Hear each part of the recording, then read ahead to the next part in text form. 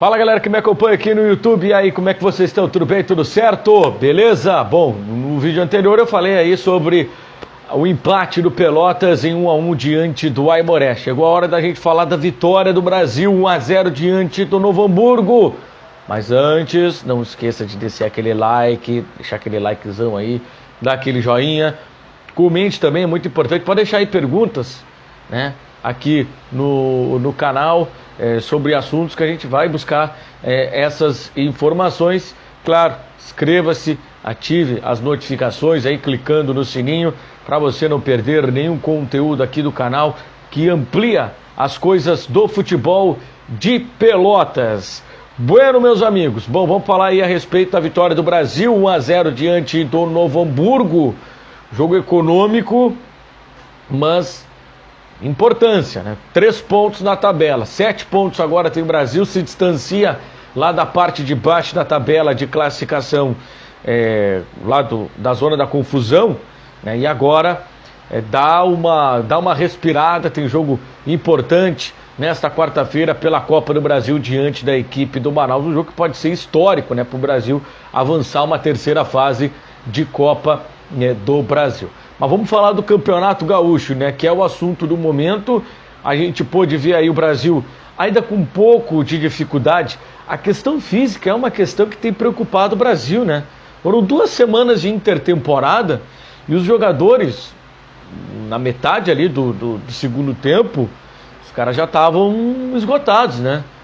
Então é interessante isso que aconteceu, né? Como é que com 2 semanas você tem tempo para aprimorar a questão física? Ah, claro, não teve tempo lá em dezembro, janeiro, mas teve agora tempo, teve 2 semanas. Então se somar com o que teve lá atrás, foi quase 1 mês de tempo para ter preparação física. Então o Brasil poderia ter evoluído nesse quesito, poderia estar melhor fisicamente. Esse é um ponto. Outro ponto. Algumas coisas positivas do Brasil. GG, o cara chegou, pegou a 10, é dele, não tem mais discussão. Não tem mais discussão. GG, titular do Brasil, é um cara que estava faltando no elenco. Canhoto, cara cerebral, chute de fora da área, né? Chute de... Quanto tempo o Brasil não fazia um gol de fora da área? Cara, se não me engano, foi o gol do Pereira contra o Oeste, contra o Sampaio Correia, numa Série B do Campeonato Brasileiro. Olha só quanto tempo faz que o Brasil não marcava um gol de fora da área. E estava faltando isso, estava faltando esse cara da batida na bola, da batida de fora da área. Não é obrigatório só fazer gol de dentro da grande área, né? Você pode arriscar de fora da área. Você pode ser feliz acertando o chute de fora da área. E o Brasil agora tem esse cara. Aliás, tem o Heverson também, que é o cara que está faltando arriscar mais, que ele tem uma boa batida na bola. O próprio Wellington Simeão também é um cara de bom chute. Enfim, está faltando arriscar de fora da área, né? Enfim, você não é obrigado a fazer gol de dentro da grande área, driblando o goleiro, entrando com bola e tudo, não. Abriu o espaço, arrisca para o gol. Tem a possibilidade, arrisca. Arrisca. Quem arrisca, normalmente tem felicidade na vida. Mas o Brasil, em alguns momentos, ele acabou encontrando um pouco de dificuldade, estabilidade no jogo, que é normal, né? Ainda está em formação o elenco. Mas o técnico Gustavo Papa precisa estancar isso, né? Precisa resolver essa situação, precisa arrumar o time. O time não pode ficar tão instável, não pode oscilar tanto dentro de uma partida. Claro que dentro de um jogo de 90 minutos, você tem oscilações, mas tem que ser pequenas oscilações, senão você dá arma para o adversário.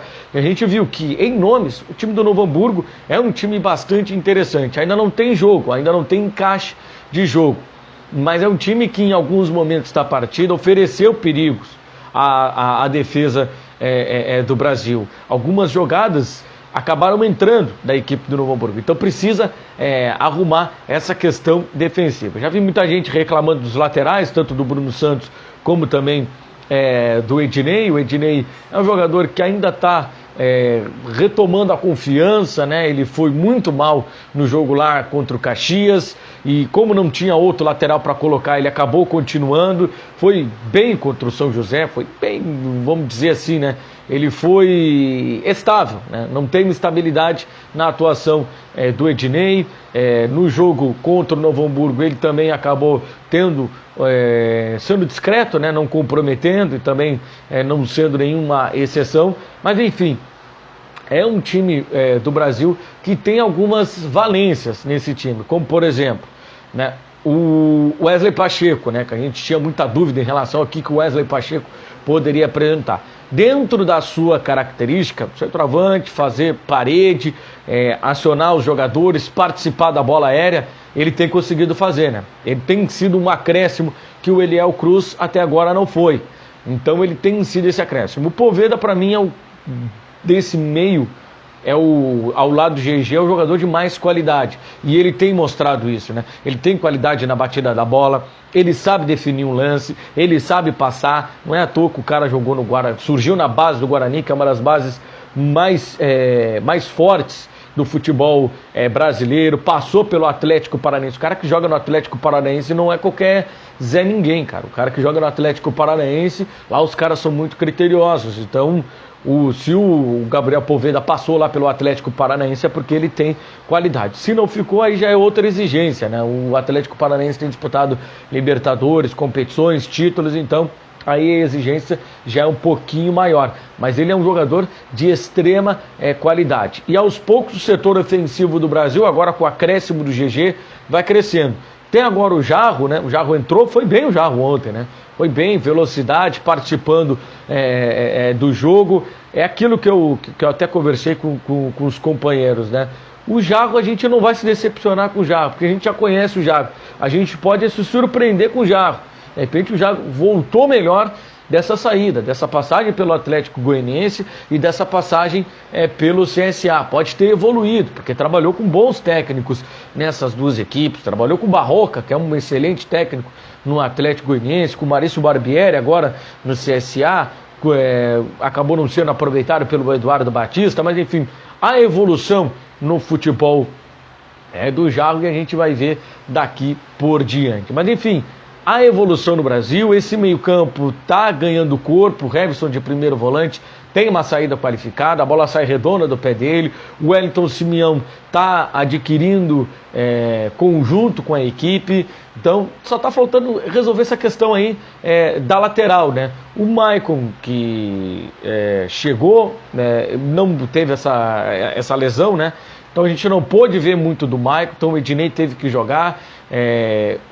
Na lateral esquerda eu acho o Bruno Santos um bom lateral, principalmente na questão do apoio. Aí na questão defensiva tem que ajustar algumas coisas de cobertura, né, de ter o jogador para quando o Bruno Santos sobe, fazer a cobertura, enfim, são questões que só aí o técnico Gustavo Papa vai tentar aprimorar ao longo da semana. Quarta-feira tem um jogo vencer ou vencer. Não tem aquele jogo, jogamos bem, mas fomos eliminados. Não, é jogar mal e classificar.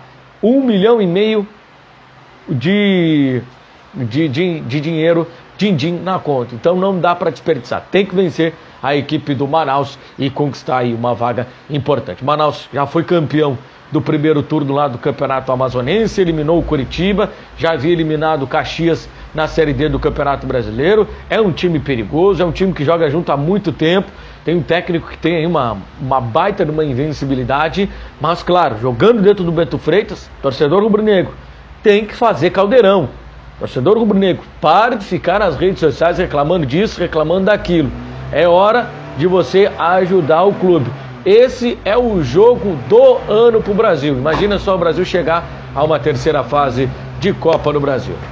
A todos, até o próximo vídeo. Um grande abraço para o nosso amigo aqui que está acelerando o carro nesse momento.